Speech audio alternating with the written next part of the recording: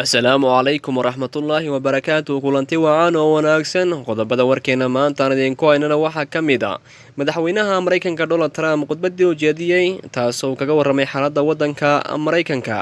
xaaladda u dhexaysa turkiga iyo gariega ee ku saabsan badda mediteraneanka sanooniyadda yuhuudda oo ka baqanaysa inuu weerar ka yimaado xagga iyo waddanka iiraan xaftar oo lagaga adkaaday gudaha libiya daawadayaal qodobo kale ayaa raaci doonaa halkaad war kala socotaana waa ogaalka macluumaadada t v daawada hadduu yahay jarankani midka ku cusub fadlan subscribe saar mahadsan Initiating System 1.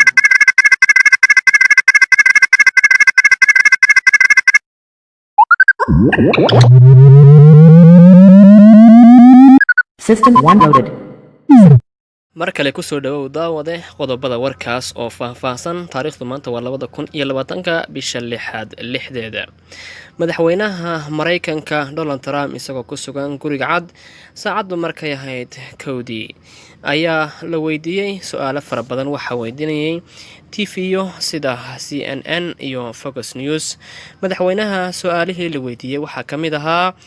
waa maxay baa lagu yidhi dhibaatada soo noqnoqotay iyo midabta koorka dadka madow madaxweynuhu wuxuu ku jawaabay waata aan doonayna buu yidhi inaan ka tirtiro maskaxda dadka caddaanka iyo midabta koorka sidoo kale madaxweynuhu wuxuu yidhi qofka ku nool buu yidhi amerika ee doonaya inuu ka tego amerika uu tegi karaa buu yidhi ikhtiyaar ayuu leeyahay haddii aan eegno iminkiyo bariga dhexe ra-iisul wasaaraha sahnooniyadda yuhuudda benjamin netanyahu ayaa sheegay inay kusoo kordhayso dhibaato abni taasoo uu sheegay inay ka warwarsan yihiin warshadaha lagu baarimanayo gantaalada ridada dheer ee ku yaala syriya taasoo ay leedahay buu yidhi dowladda iiraan iminkiiyo waddanka libiya dowladda ay aqoonsan tahay qaramada midoobay ee fadhigeedu yahay magaalada tripoli ayaa qabsatay meelo fara badan meelahaasoo haystay sargaalka goosadke xaftar waxaa la sheegay inay qabsadeen meelo fara badan sida tripoli international airport iyo meelo fara badan oo haystay khaliifa xaftar sidoo kale waxaa la qabtay gaadiid kuwaasoo uu soo diray imaaraadka carabta iyo hub kale kuwaasoo uu soo diray dhammaanba imaaraadka carabta iyo dowladaha taageera khaliifa xaftar sargaalkan oo hadlayna wuxuu yidhi waxaan halkan ka erinay hadhaagii khaliifa xaftar magaalada garyan iyo magaalada tarhuuna ee koonfurta magaalada tripoli waxaan sii wadi doonaa la dagaalanka dagaal oogi xaftar sidoo kale waxaan doonaynaa gebi ahaanba inaan ku soo celino xasiloonidii waddanka khaliifa xaftar waddankan wuxuu galay dembiyo dagaal keliya waxaan kaga adkaanay oon meelo badan kaga saarnay 35 cisho oo keliya madaxweynaha waddanka faransiiska manuel macron ayaa khadka telefoonka kula soo hadlay madaxweynaha waddanka tunisia siciid qays al siciid waxayna ka wada hadleen xaaladda waddanka libiya iyo in la joogo dhammaadka ee khilaafka u dhexeeya labada awoodood ee ku hordamaya waddanka libiya sidoo kale madaxweynaha waddanka tunisia qays siciid wuxuu yidhi dadaal kasta oo lagu doonayo xibad joojin waddanka libiya kama hor istaagi doona buu yidhi waayo buu yidhi waddanka libiya wax unbay u taraysaa buu yidhi dadaal kasta oo loo sameeyo oo nabadeed sidoo kale madaxweynuhu wuxuu diiday kala qaybin waddanka libiya taasoo loo kala qaybinayo khaliifa xaftar iyo dowladda ay aqoonsan tahay qaramada midoobay sidoo kale labada madaxweyne waxay ka wada hadleen xiriirka u dhexeeya labada wadan waddanka tunisia iyo waddanka faransiiska in lasii xoojiyo iminkana aan eegno waddanka libiya ra-iisul wasaaraha waddanka libiya ayaa khadka telefoonka kula hadlay ra-iisul wasaaraha waddanka jarmalka angela merkel waxayna ka wada hadleen isla xaaladda libiya ra-iisul wasaaraha waddanka jarmalka angela merkel waxay tidhi waddanka libiya uma baahna bay tidhi xal military balse wuxuu u baahan yahay xal siyaasadeed waxay diiday waddanka libiya in lagu xaliyo xal military balse waxay tidhi waxaanu doonaynaa in lagu xaliyo xal siyaasadeed waddanka libiya ee mustaqbalka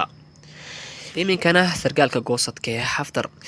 sargaalka goosadka ee xaftar ayaa ugu baaqay dowladda masar inay joojiso faragelin toosa buu yidhi taasoo ay ku haysa buu yidhi dowladda turkiga waddanka libiya dowladda Turkiga ayaa wuxuu yidhi ku haysa fargeshi ba'an wadanka Liibiya buu yidhi iyada oo kusoo duushay wadanka Liibiya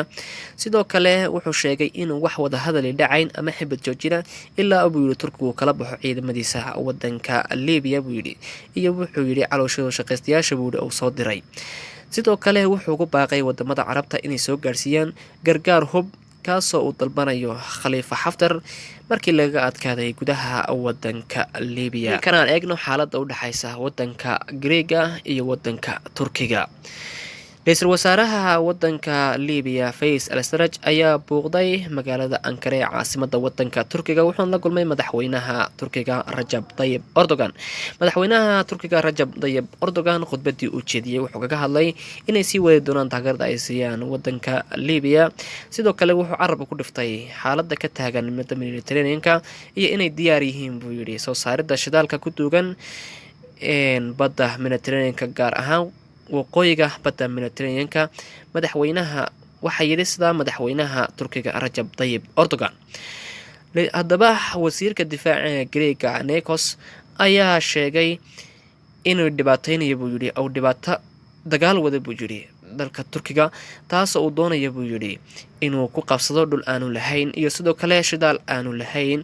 Turkiga wuxuu yidhi wuxuu caadaystay gardaradiisa buu yidhi aanan sharciga ahayn taasoo doonaya buu yidhi inuu kusoo saaro shidaal aanu xaq u lahayn iyo baddiisa buu yidhi to aanan tiisa ahayn uu doonayo inuu kasoo saaro hase yeeshee ra'iisul wasaaraha wadanka Greega Nikos ayaa warqad dacwaa u diray midowda Yurub taasoo ku codsanayo in la dhexdhexaadiyo dowladda Turkiga iyo dowladda Greega khilaafka u dhaxeeya badda Mediterranean-ka Turkigu wuxuu yidhi gardarro cad ayuu ku wadaa buu yidhi sanado badan dhul aanu xaq u lahayn iyo bad aanu xaq u lahayn waqooyiga badda Mediterranean-ka balse dowladda Turkiga waxay sii wadaa baadhista shidaalka ku duugan badda Mediterranean-ka wasiirka tamarta ee wadanka Turkiga Fatih ayaa sheegay inay sii wadi doonaan shidaalka ay ka baarayaan badda Mediterranean-ka sidoo kale wuxuu yidhi waxaan heshiis la galay soo saaridda shidaalka ku duugan wadanka Liibiya dhamaadka wuu yidhi sanadkan waxaan bilaabi doonaa oon soo saari doonaa buu shidaalka ku duugan buu yidhi Liibiya iyo sidoo kale badda Mediterranean-ka balse wuxuu yidhi badda Mediterranean-ka waxa bilaabi doonaa buu yidhi 3 ilaa 4 bilood kadib daawadayaal waxaan idinka haynay dhammaanba war dunida daafaca caalamka waa naga intaan ku kulmi doono mid lamida waxaan idinkaga tegayaa assalaamu calaykum waraxmatullaahi wabarakaatuh daawad hadduu yahay jalan kale midka ku cusub fadlan subscribe saar mahadsanid